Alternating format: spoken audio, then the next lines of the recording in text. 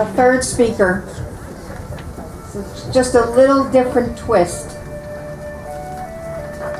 Dr. Du Ha was born in Vietnam and lived through what many of our veterans endured. And I would like to introduce Dr. Du Ha.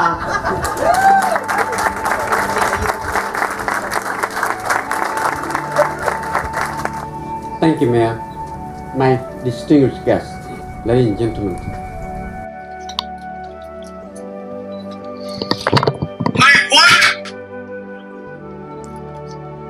my Vietnam veterans,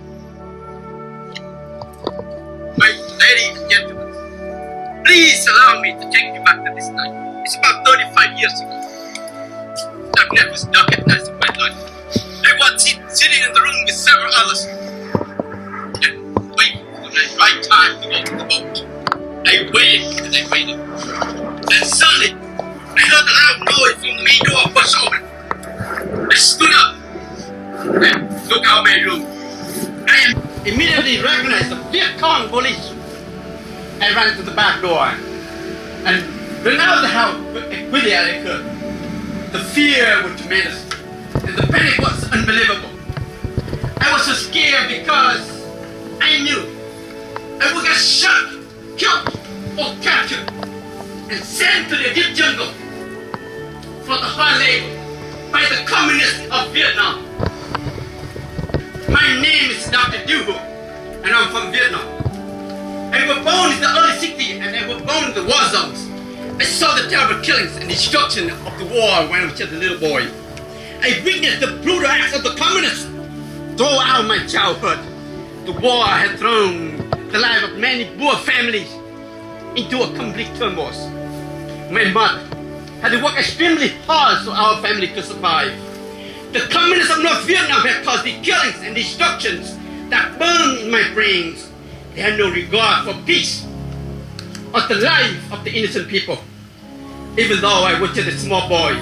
But I remember very well, during the holiday New Year celebration of 1968, they took advantage of our people who got caught completely unaware and launched a massive attack to the people of South Vietnam. But our people were strong and brave. The South Vietnamese and the American armed forces stood up together and pushed back the barbaric demons. They decisively defeated the communists in the Tet Offensive, 1968.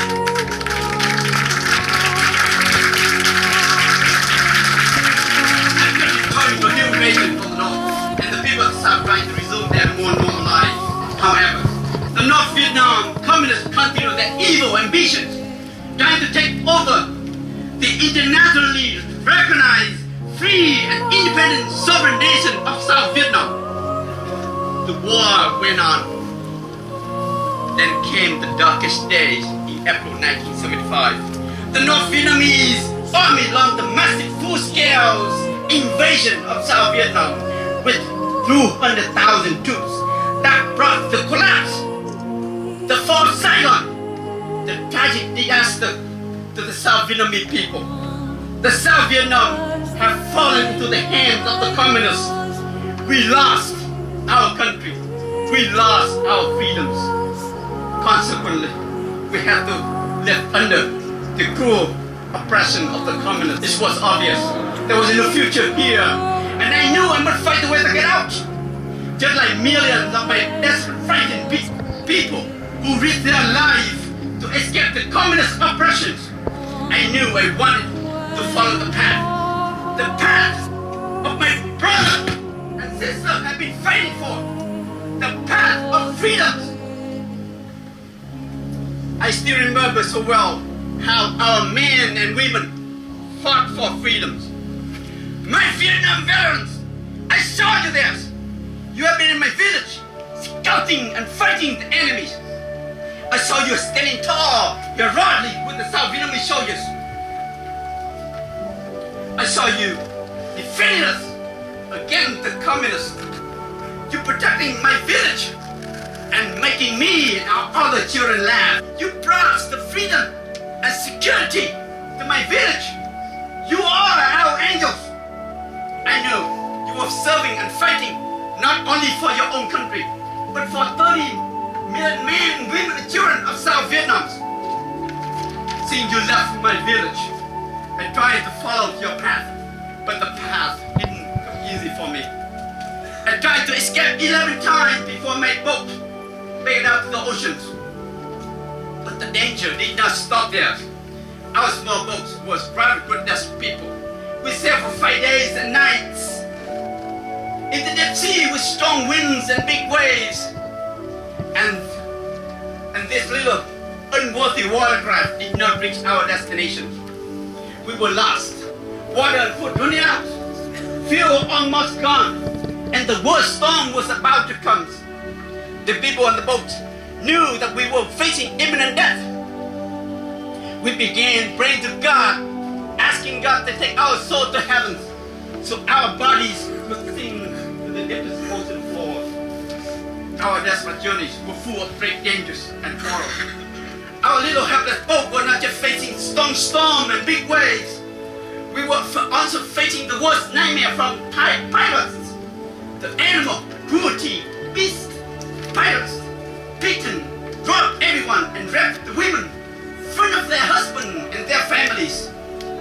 And then in many cases, they just killed the entire hopeless people on board. I was so fortunate and blessed. In September 1982, I finally got an airplane ticket to come to the United States of America. I knew I was about to reach my destination. The destination of freedom. People like us who experience the tyranny of communism know very well freedom is not free. My Vietnam veterans, thank you for showing me that you have so much humanity and kindness in your heart. And thank you for showing me what freedom is all about. I was so blessed and lucky to have a place to escape to. That place called the United States of America. The last land on earth. When I came here, not just to say thank you. I came to tell you that in December 87, I was proud to become one of you.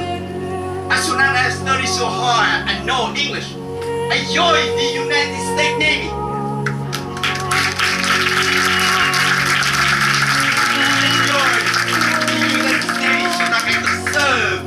Give back to my new motherland. Yes, I was standing tall, side by side with my fellow civic men and women. Had to help protect our beautiful and decent world of free enterprise and democracy. I was so proud and happy to serve my new country on the magnificent aircraft carrier CV-66 USS America. What a beautiful name!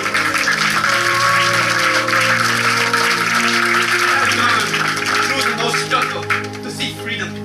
Then I fought to protect it. I realized that people shouldn't take our present freedom for granted. I therefore wrote the book, The Escapes and My Journey to Freedom. I wrote the book through my eyes. This book is a story of life and death, hardship and fortune, good and evil. But the most important thing of all, this book will tell people freedom is not free. I would like people to understand the real faces of the communists of Vietnam. I also need to tell people the other side of the Vietnam War after the fall of Saigon. My Vietnam veterans, I saw you there and thank you. I couldn't thank you enough. More than 58,479 members of American Armed Forces. And then more than 300,000 members of South Vietnamese Armed Forces have given their ultimate sacrifice in fighting the freedom of Vietnam. May God bless their souls. There was more than 662 American prisoners of war in the Vietnam War. How could you ever begin to imagine what our BOW went through with the barbaric communists of Vietnam? The brutality brutality of cruel, ruthless communists caused great pain and suffering were from far beyond any description. My BOW, thank you for your service and sacrifice. There are still thousands of missing in actions. Decades have passed, but the agonies are still with their families. Today, I would like to thank all those brave souls who ultimately sacrificed and make the world a better place for all humanity. To all our American veterans and families, thank you.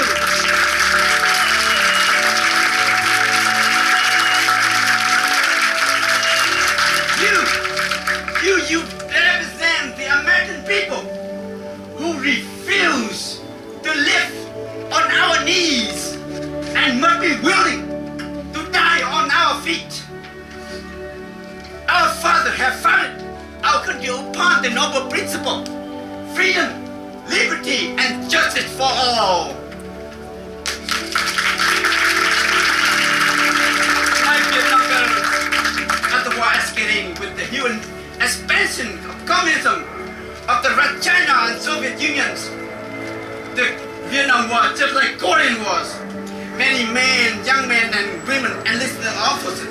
I'm sure you still remember the day you said goodbye to your mom and dad and your loved one and headed to the country you knew nothing about. My Vietnam veterans, still answering the call from our President Kennedy, who said, ask not what your country can do for you, ask what you can do for your country. Amen.